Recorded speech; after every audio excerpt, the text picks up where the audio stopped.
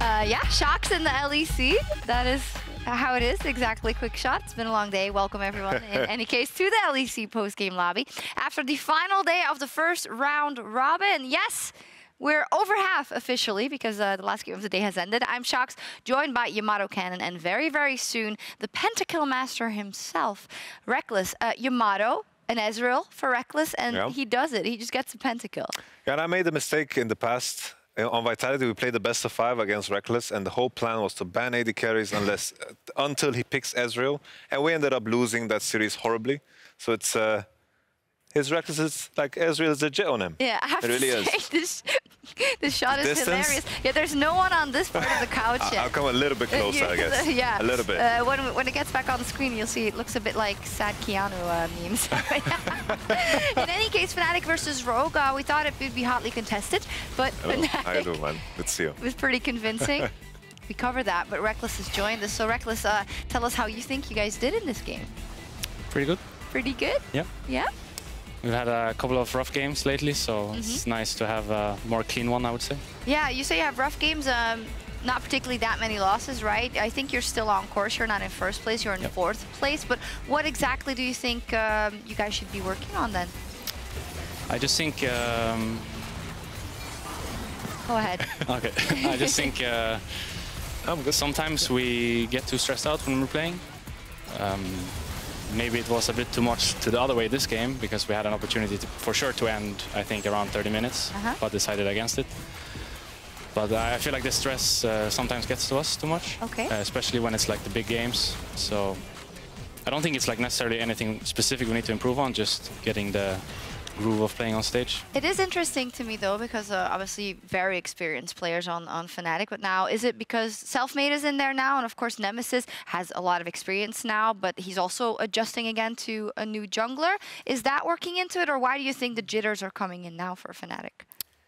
I don't even think it's Selfmade actually. I just think it's like the players we have kind of make it so the games are really crazy. I don't think we have like the players to play slow games. So no. It just happens to be in the big games when everyone's like really hyped up for the game that we want to be like the first ones to make the move, want to be the ones to be proactive, and then sometimes it gets a little bit too much. I think it's interesting because that's something that I was thinking about when I heard that Selfmade was joining Fnatic, because you have Whippo on the one side, right? High impact player, meaning lots of damage, lots of kills, lots of deaths. We know Hilly also has that on button very hard. And I think in the past, it may have been a bit more balanced in that you are a bit more reserved in those moments. You can keep your cool. Broxa was similar. But now all of a sudden you have Selfmade in there who is also like that. So is that a balance you guys are figuring out?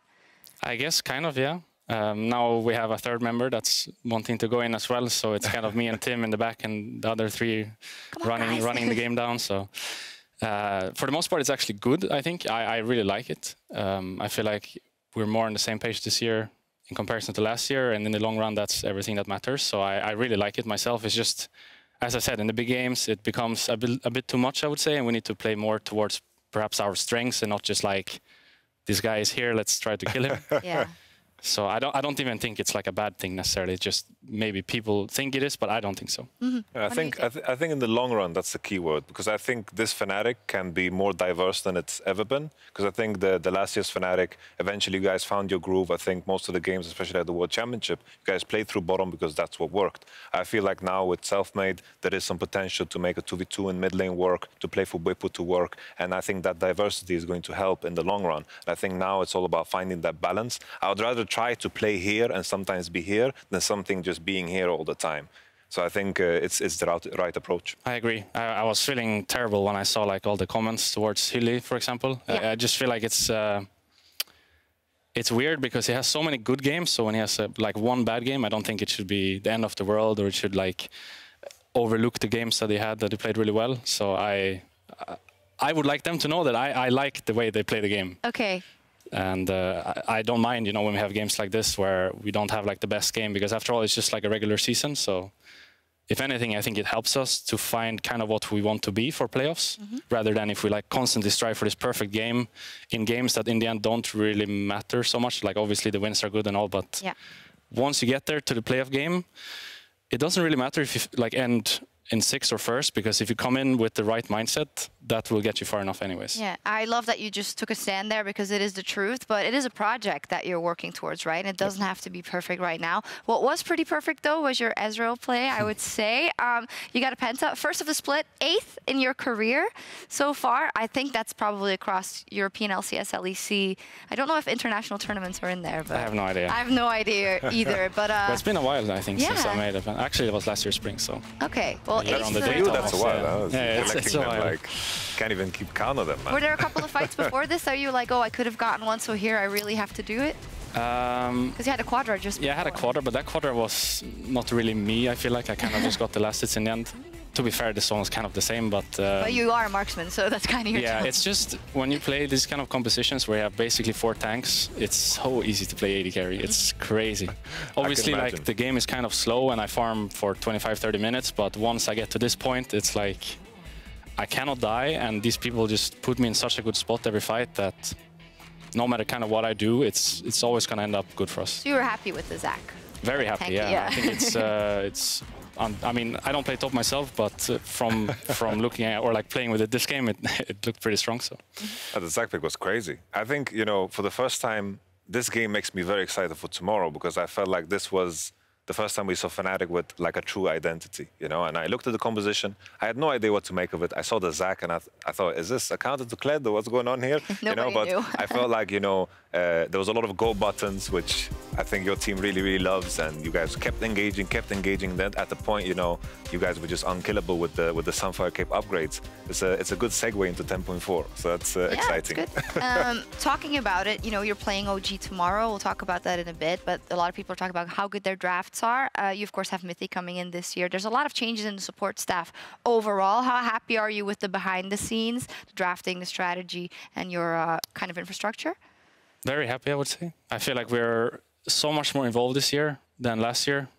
Not to take anything away from what Joey did and the guys that work with him, but last year it felt a little bit like they were kind of telling us what to do rather than us having a discussion together. And I think esports isn't really there yet, where you just have like the coach telling everyone what to do and everyone just follows like they are soldiers or like just there to be a robot. I feel like it's much, a pawn. That's the word. Yeah, I just feel like it's much better to discuss what you want to do as a team, so everyone feels comfortable when they're playing, even if it's not the optimal draft. Just making sure that like everyone's, you know, like at their best when they're playing. I think it's so important and something that's very underlooked. Yeah. Because many times you just see teams pick whatever has the highest win rate, and then most of those times it ends up with maybe half of your team playing like champions they don't want to play, and then it becomes a struggle, I feel like. And that's when you truly have like this identity crisis. But if you're always looking to do what you feel like is the right thing, then you will never have that. And I feel like that's the best sort of process you can have as a team, because then towards the end, or like no matter how you do, you'll always be like in a position where you feel happy about everything. I think that's important, at least. Yeah, for sure. Sorry, I was looking at I agree with you completely. I think in terms of like League of Legends in general, I think most of the time the expectation should be that the players know the role at their best. I think the role of the coach is to provide direction. If something is missing, something is off, and the player kind of wears off the path of what is good, then I think that then you need to push them in the right direction, make sure that you keep track of the basics, but in the end, I think the players are the ones that need to express their role at their finest. Yeah, and I think that is also where the good infrastructure comes into play, because it's a balance. Because on the other hand, you can't have the players dictating everything, right? And ordering around the coach. And I think it's a good note that it's very different from like traditional sports, because it's just so specified and so detailed when it comes to the specific role and the champions and the interactions and everything, that you have to rely on the players. So yeah. That's why I like Mythy so much, because he's like a player who just came off of playing. So if there's anyone you're gonna respect, it's him. He has how many years now? Like more years than me almost, right? So it's like if there's anyone you want to listen to, it's Mythy, and I think we really like we're lucky there to get him. Okay, that's great. I mean, you guys are doing pretty well, I would say, so far. On course, you know, for the playoffs, as always, with Fnatic. We want to talk a bit about the standings because things are pretty crazy. Things are pretty unexpected. OG and G2 hanging around that first place, not so. But Misfits in there, and then right under there, now steadily in fourth. Are you guys? What do you think of the standings? Are you as surprised as we are by the Misfits and the Mad Lions and the Rogues in the playoff position? Yes. I mean, Misfits is the big surprise to me. The rest of it is kind of how it should be, I would say. But Misfits definitely is a big surprise.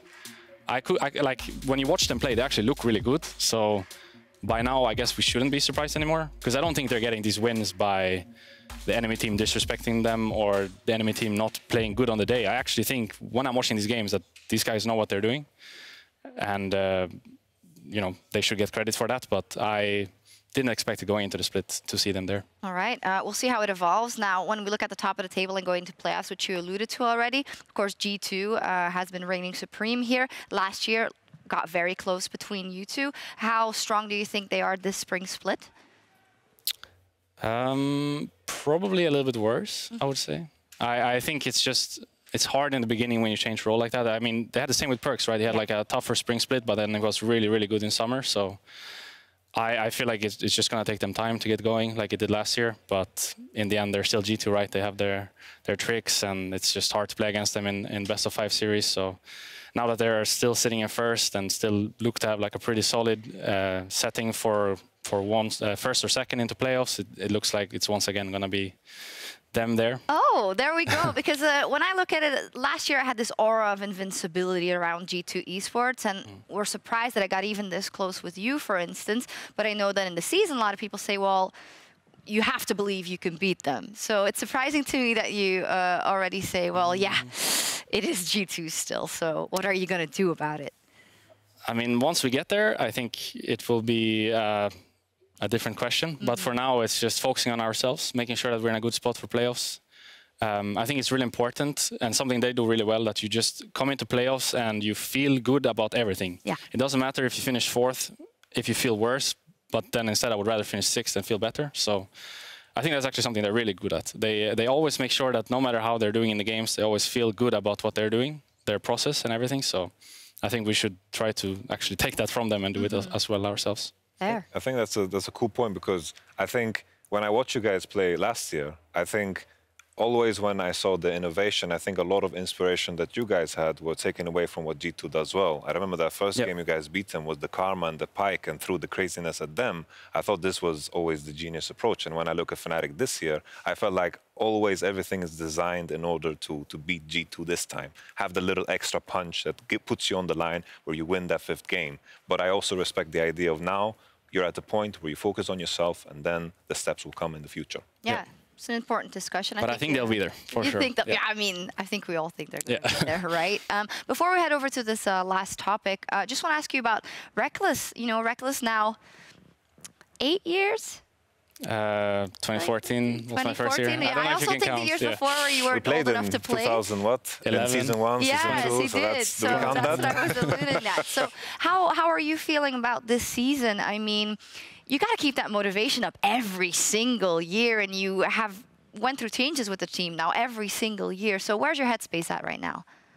I think my headspace is pretty good. Okay. A lot better than last year, I would say. I think it was like we kind of just had the wrong approach. I think last year we were kind of doing what I'm like the opposite of what I'm saying right now. We were getting the wins on the board, but we weren't feeling good about how we were getting the wins on the board, and we weren't feeling good about really anything. Actually, I feel like there was always someone that was unhappy in the team, and it was hard to find a place where everyone could like do their thing. It was always someone getting like pushed out of the group, and it just didn't feel good at all. So even if we were like, I think we're 2nd for summer, we didn't feel like a 2nd place team, you know.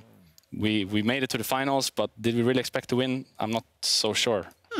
So I think it's a better year for us, for like in that way. We just have a lot more confidence in ourselves, and the process is going much better. So I think once we get there, even if we're not 2nd like we're in summer, we're going to be a better team, and I think that's all that matters in the end, and that helps my headspace too, that things are going well. Yeah, for sure. Yamato, what do you think? This ceiling, Fnatic 2020? I think for sure, higher ceiling. I said at the beginning of the season, I think with the addition of self-made, you have an opportunity for everyone to kind of reinvent themselves. I think when you change the dynamic, it's not just about changing one player, it's that everyone can become something new and become what they want to be. I think with the new coach, I think this is providing enough freshness. And on top of that, you know, I think it's noticeable because meeting you in the hallway, in the halls, I can see clearly that you are happy, you know? And that's always good to see. For sure. A lot of smiles when we see Reckless. But it's a negative thing as well, because when it's not going so well, you can clearly see it on me too. Yeah. So it's it's something I wear on my sleeve, but yeah, this year is much better, and that's all that matters. I don't try to dwell too much about what happened. No, and I think also, you know, people often say, oh, well, you can see Reckless is sad when he loses or this and that. Yeah, well, he's a competitor. What is he supposed to do? Do people want you to not feel those losses and those wins at all? I'll try to change, but it's hard to change who we are. So at this point, I'm just embracing it. I think you're too far in to change. Just do your thing, for sure. Tomorrow, we'll also see Reckless and Fnatic battle another top team in the league in the match of the week versus OG. That's the last one, and a bunch of interesting clashes for the standings. What are your thoughts about the matchup versus Origin? Last time, I feel like we had no idea what to expect, and we got completely outdrafted. It wasn't close. I mean, Draft Kingdom. But they are really good, actually. I think they play almost every game the same.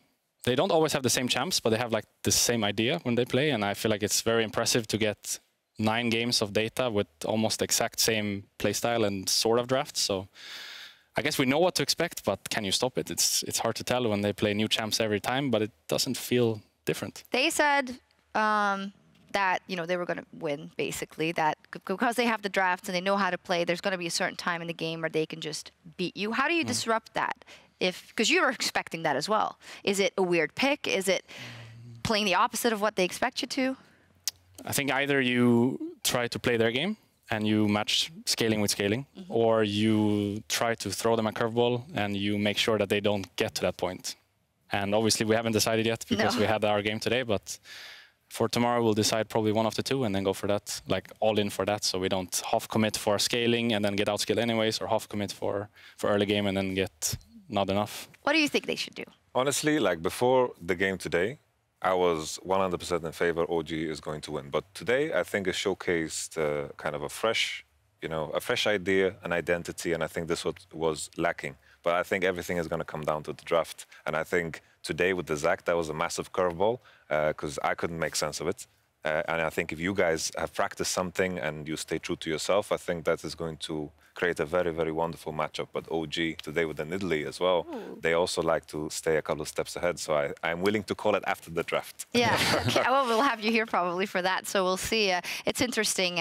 We'll see what happens tomorrow with Fnatic versus OG. Before tonight over in LA, LCS Academy Rush is starting at 2 a.m. Central European time with our rebroadcast of the LEC coming right after. For now, though, that'll be all from us here. We'll be back tomorrow. Thank you so much, Reckless, for joining us for the wonderful conversation. Thank you, Yamato. I will see you tomorrow for the first day of the second round robin. See you then.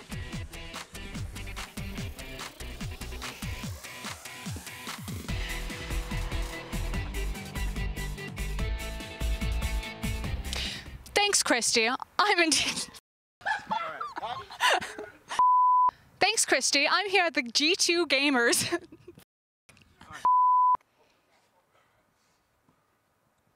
It isn't purely on Febby to carry as he jumps straight onto Humanoid. There's no flash on this rise. Remember, he burned it earlier. But it's like Azir's fine to sit here and just kind of hoover up CS. We'll just do this as Razor pops the prison across the wall. Wait, he's taking down the Ignite. Dan now with a massive haymaker, long-range Moonlight Vigil from the side. The showstopper, Dan not able to get him, but B-Boy just ripping them apart. Shadow able to dodge around. He jumps back in. Shadow, what are you doing? Oh, Shadow in man couldn't quite get it.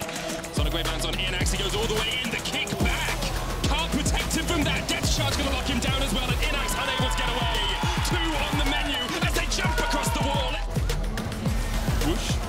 Here comes, he hit the call of the Force God this time, and there's the bullet time. We talked about the Wombo combo, and that's the Womboist of comboists you've ever seen. He's putting some damage down, but it's Sakri that is in trouble. That's a flash forward from GenX, a massive multi-man. Oh, Zed is blown up. He continues to chase down. Hunsummer stays alive. Hunsummer runs away.